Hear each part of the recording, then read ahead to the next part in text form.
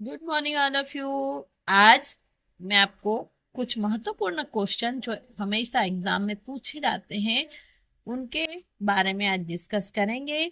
जिसमें पहला क्वेश्चन है कि गिफ्ट क्या है। ठीक है, तो गिफ्ट का पूरा नाम आपको पहले तो याद होना चाहिए, और जब भी आपका आंसर लिखो तो उसमें आपको सबसे पहले पूरा नाम ही लिखना है गिफ्ट का। ठीक है। तो गिफ्ट जिसका पूरा नाम क्या है, गैमीट इंट्राफेलोपियन ट्रांसफर। ठीक है।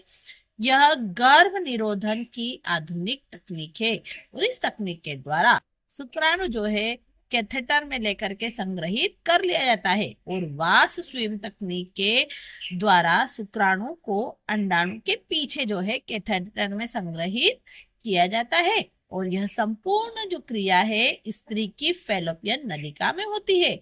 निषेचन क्रिया शुक्राणुओं की संख्या कम होने से पूर्ण नहीं हो पाती है, इसलिए जो है किसका उपयोग किया जाता है, गिफ्ट तकनीक का उपयोग किया जाता है। देखो बेटा, होता क्या है कि फैलोपियन नली जो है ना, उसमें जो है शुक्राणु वहां तक नहीं पहुंच रहे हैं कभी।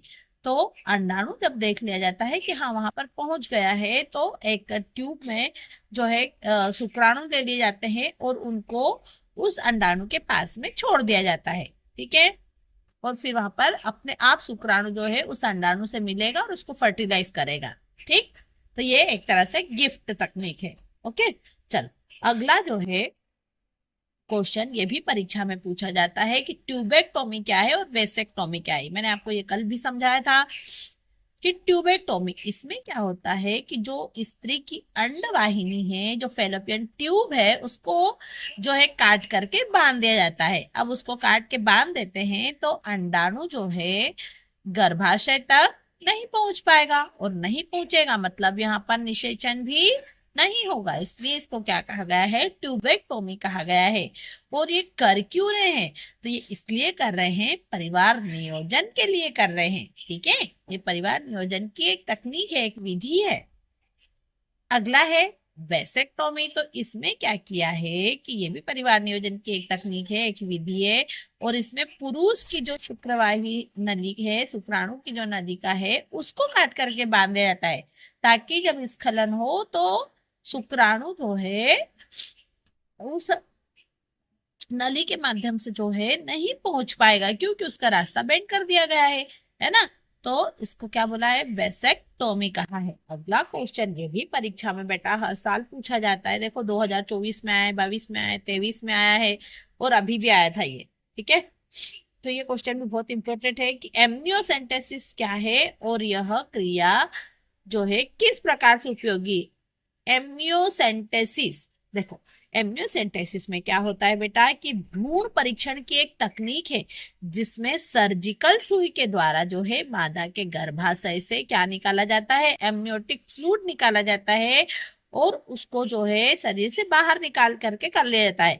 फिर ये जो एमनियोटिक फ्लूइड है उसमें उपस्थित जो फोर्टस कोशा है का संवर्धन किया जाता है, और इसका गुणसूत्रीय परीक्षण करके जो है निम्नलिखित बातों का पता लगा लेते हैं।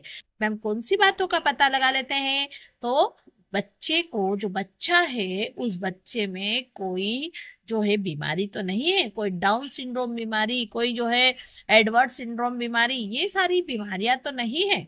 ठीक है, इसका पता लगा लेते हैं। तो गुणसूत्रीय असमानताओं के कारण कौन सी बीमारियां होती है, तो डाउन सिंड्रोम हो जाता है, फेलोडेल्फिया सिंड्रोम हो जाता है, एडवर्ड सिंड्रोम हो जाता है ना। और उपापचयी अनियमितताओं के कारण जैसे कि पीकेयू, क्रिप्टेनिज्म, एल्केप्टोन्यूरिया, ये सारे भी हो जाते। और तो और इस एमनियोसेंटेसिस तकनीक के द्वारा लिंग भ्रूण के परीक्षण में इसका उपयोग किया जाता है। लिंग कौन सा है, क्या वह बच्चा जो है वो मादा है या नर है, इसका भी टेस्ट लगा लिया जाता है एमनियोसेंटेसिस तकनीक के द्वारा। थोड़ा सा ये जो है मतलब कॉस्टली पड़ता है, लेकिन हम जो है, यदि डॉक्टर ने कह दिया सोनोग्राफी पे कि आपके बच्चे में कुछ प्रॉब्लम है, तो आप एमनियोसेंटेसिस तकनीक का उपयोग करके पता लगा सकते हैं कि कौन सी बीमारी है, कौन सी तकलीफ है बच्चे को। ठीक है।